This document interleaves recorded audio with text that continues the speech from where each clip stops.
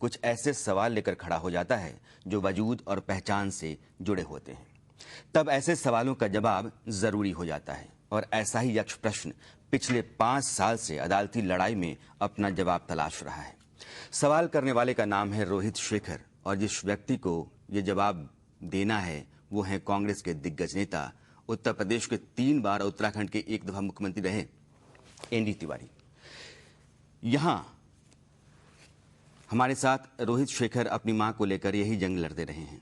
उनका और उनकी मां का दावा है कि रोहित एनडी तिवारी के बेटे हैं, जबकि एनडी तिवारी इससे लगातार इनकार करते रहे हैं। अब सवाल, दिल्ली हाई कोर्ट ने आदेश दे दिया है कि एनडी तिवारी को सच जानने के लिए अपने खून का नमूना देना ही पड़ेगा। खून का नमूना देने के लिए कोर्ट ने 2 दिनों की मियाद तय की है। हमारे साथ आज रोहित शेखर हैं, उज्ज्वला जी हैं, रोहित के वकील हमारे साथ वेदांत वर्मा हैं और हमारे साथ सुप्रीम कोर्ट के वकील और फैमिली अफेयर्स के जानकार गौरांग कंठ भी हैं। हम सभी मेहमानों का स्वागत करना चाहते हैं, लेकिन सबसे पहले मैं आपको ये बता दूं या दिखा दूं इस रिपोर्ट के जरिए कि रोहित और एनडी तिवारी की लड़ाई किस मोड़ पर पहुंची है।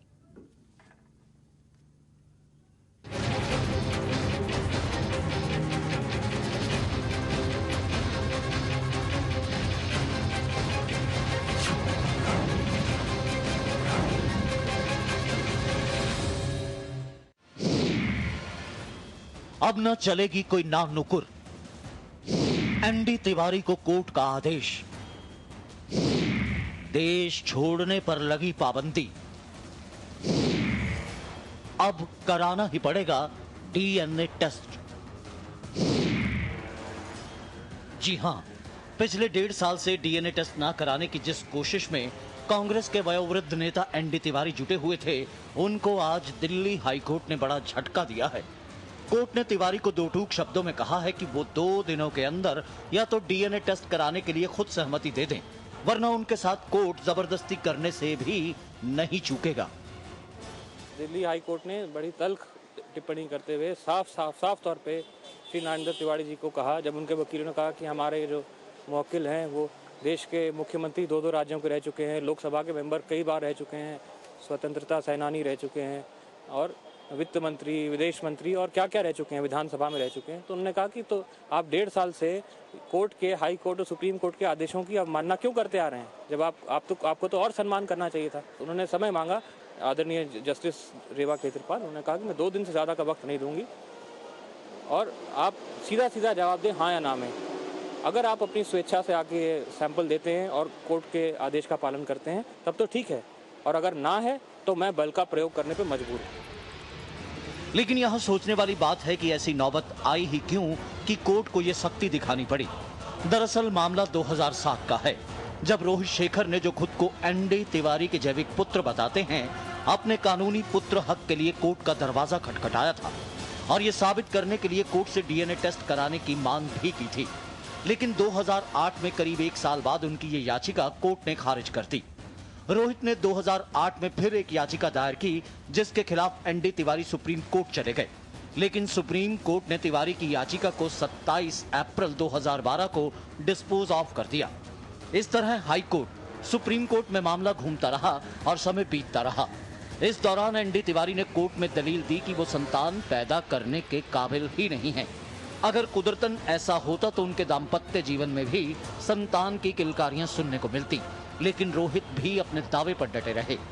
ऐसी ही दलीलों पर दलीलों में समय बीतता रहा और आखिरकार 5 साल की मेहनत रंग लाई और रोहित की दलील में कोर्ट को दम दिखा, जिसके बाद कोर्ट ने एनडी तिवारी पर सख्ती दिखाई। लेकिन ये 5 साल रोहित के लिए कांटों भरे रहे। मामला भले ही कोर्ट में 2007 में पहुंचा, लेकिन इसकी पृष्ठभूमि 7 दिसंबर 2005 को ही बन चुकी थी, जब एनडी तिवारी सैम पित्रोदा से मिलने दिल्ली आए थे। रोहित भी उस समय एनडी तिवारी से मिलने उनके होटल पहुंचे थे, लेकिन रोहित घंटों बाहर इंतजार करते रहे और तिवारी जी ने उन्हें मिलने का समय नहीं दिया।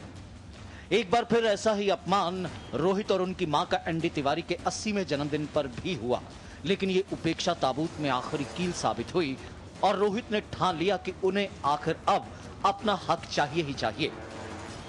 ब्यूरो रिपोर्ट, महुआ न्यूज लाइन। रोहित शेखर बनाम एनडी तिवारी की लड़ाई एक ऐसे मकाम पे आ गई है जब 48 घंटों के भीतर एनडी तिवारी को अपने ब्लड का सैंपल देना होगा, ये तय करने के लिए कि रोहित एनडी तिवारी के पुत्र हैं या नहीं, रोहित का दावा सही है या नहीं। अगर एनडी तिवारी ऐसा नहीं करते हैं तो कोर्ट ने कहा है कि जबरन ब्लड सैंपल लेना पड़ेगा, क्योंकि यह सवाल जो है एक आदमी की पहचान का है। हमारे साथ हमारे सभी मेहमान हैं। रोहित शेखर हैं, रोहित की माँ उज्ज्वला जी हैं, रोहित के वकील वेदांत वर्मा हैं और सुप्रीम कोर्ट के वकील फैमिली अफेयर्स के जानकार गौरांग कंठ भी हैं। उज्ज्वला जी, पहला सवाल आपसे ही मेरा है, ये लड़ाई आखिर क्यों?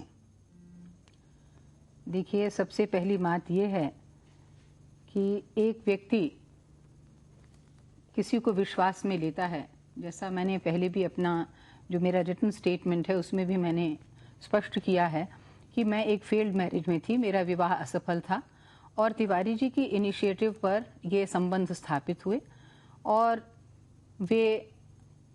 उन्होंने मुझे स्पष्ट कहा कि जैसे आप फेल्ड मैरिज में हैं उसी तरह से मेरे वैवाहिक संबंध भी एक मुखौटा मात्र हैं, फार्स हैं, और इसीलिए मैं आपके साथ अपना संबंध स्थापित करना चाहता हूं और मैं ये भी चाहता हूं, मैं निसंतान हूं। उन्होंने अपने निसंतान होने की व्यथा बार बार गाई और उसके बाद उन पर विश्वास करके रोहित का जो जन्म है वो उनके उस आग्रह का परिणाम है और मेरे विश्वास का परिणाम है। एक सवाल बार बार आता है कि ठीक है, अगर हम मान लेते हैं आपकी बात को कि ठीक है, रोहित का जन्म जो है वो तिवारी जी के आग्रह का परिणाम है, फिर भी यह लड़ाई 2008 में क्यों शुरू होती? देखिए, इसका आप मेरे साथ सहमत होंगे कि कोई भी पारिवारिक जो मसला है, कोई भी संभ्रांत परिवार के लोग अपने व्यक्तिगत जीवन की इतनी अंतरंग बात को वो एकदम तो सार्वजनिक नहीं करेंगे और अपने स्तर पर कोई भी पारिवारिक मामला होगा, जो बहन भाई का संबंध है या पति पत्नी का संबंध है, पिता पुत्र का संबंध है, तो ऐसा संबंध तो है नहीं कि आप जरा सी देर में एकदम से कोर्ट का दरवाजा खटखटा दें। तो एक संभ्रांत और अच्छे परिवार का व्यक्ति क्या कोशिश करता है, मेरे पिता ने, मेरी माँ ने, मैंने, जितने भी लोग थे, हम सब लोग, परिवार के सभी सदस्यों ने भरपूर प्रयास किया, अंत तक प्रयास किया कि किसी तरह से तिवारी जी इस मसले को सुलझाएं और एक एमिकेबल इस प्रकार का एक हल निकालें जो सबके लिए सम्मानजनक हो। और उन्होंने बार बार आश्वस्त भी किया मुझे कि नहीं, मैं रोहित को गोद जरूर ले लूंगा, लेकिन बार बार वो अपनी बात कहकर और उसको आगे टालते चले गए। आखिरी आश्वासन उन्होंने आपको कब दिया? ये आश्वासन तो आरंभ से ही दिया उन्होंने, पहले ही उन्होंने कह दिया था कि आपकी आयु जो है वो इस समय कोई 34 वर्ष की हो चुकी है, मैं 53 वर्ष का हो चुका हूँ। यदि इस समय हम मैंने तो कहा था कि देखिए, पहले ऐसा है कि आप भी विधिवत संबंध विच्छेद करें और मैं भी, और उसके बाद विधिवत विवाह करके ही ये सब कदम उठाने चाहिए। तो उन्होंने कहा कि देखिए, आपकी और मेरी आयु अब ऐसी नहीं है कि हम इसके लिए प्रतीक्षा करें, इन संबंधों को पुनः परिभाषित कर लिया जाएगा। और उनकी इस बात पर विश्वास करके रोहित का जन्म हुआ। लेकिन उसके बाद उन्होंने तो ऐसा विश्वासघात किया, और मैं समझती हूँ कि एक बहुत ही आपराधिक मनोवृत्ति के व्यक्ति हैं वो, और बहुत ही एक ट्रेचरस कंडक्ट रहा है उनका, और वो कोर्ट ने भी देख लिया कि उनका कैसा ट्रेचरस कंडक्ट रहा है।